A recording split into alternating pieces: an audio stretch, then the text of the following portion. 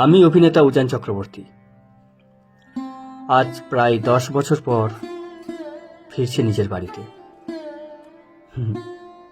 আমি জানি আমার ভাই বোনেরা আমার অপেক্ষায় আছে।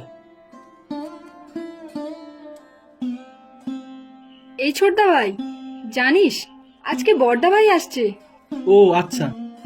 এই ছোটদা ভাই, জানিস বড়দা আসছে? ফোন ঘাটছিস? বাবা তো আগেই গত হয়েছে, ছিল কাকা। আজ সেই কাকাকেও হারিয়েছি। আরে হ্যাঁ, আজকে বড়দা ভাই আসছে, তুই জানিস না? কই, আমাকে কিছু বলেনি তো। আমাকে ফোন করেছিল তো, বললো আজকে আসবে। ও আচ্ছা। আমি এই বাড়ির জ্যেষ্ঠ পুত্র, আমার অনেক দায় দায়িত্ব আছে। এই, আরে বড়দা বড়দা ভাই, ভালো আছিস তো? তুই এসে পুরো সারপ্রাইজ দিয়ে দিলে। আচ্ছা ঠিক আছে, তোরা এখান থেকে যা, আমি বর্দাবাইয়ের সঙ্গে কিছু পার্সোনাল কথা বলবো। ওকে, বল কেমন আছিস? বাবা, কি করেছিস? দাদা, তোকে একটা কথা বলার ছিল। বল না ভাই। হ্যাঁ, জানিস তো আমি শুটিং নিয়ে খুব ব্যস্ত থাকি, ঠিকঠাক করে সময় দিতে পারি না। বল। তাই হয়তো অভিনেতা উজান চক্রবর্তী তাই ভাই বোনেদের ভুলে থাকতে পারে।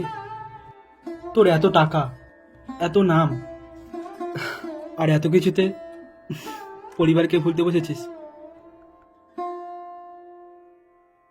উজান চক্রবর্তী তার পরিবারকে কখনো ভোলেনি, না তার ভাই বোনদের ভুলেছে, না তার কাকাকে ভুলেছে।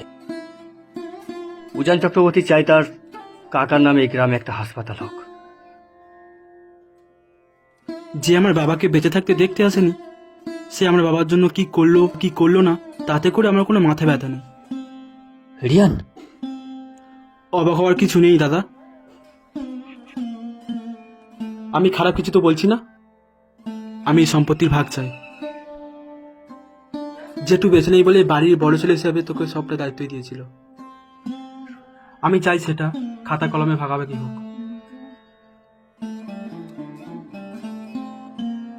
সম্পত্তির ভাগ করার কোনো দরকার নেই। তুই যেটা চাইছিস সেটাই হবে। এই সম্পত্তিটা তুই পুরো নিয়ে নে। হ্যাঁ, এটা তো ঠিক যে আমি নিজের ক্যারিয়ার গোছাতে মুম্বাই চলে গিয়েছিলাম। অভিনয়কে ভালোবেসে আমি তোদেরকে সময় দিতে পারিনি। কিন্তু এটা ভাব ভাই, আমি সেইখান থেকে কি করিনি?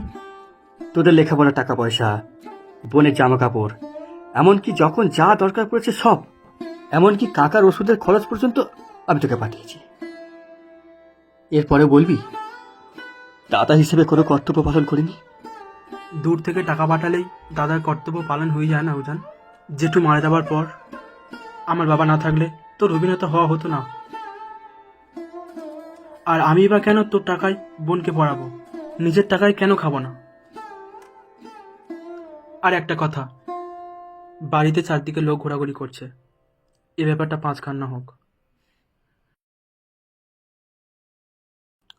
না, কেউ জানতে পারবে না।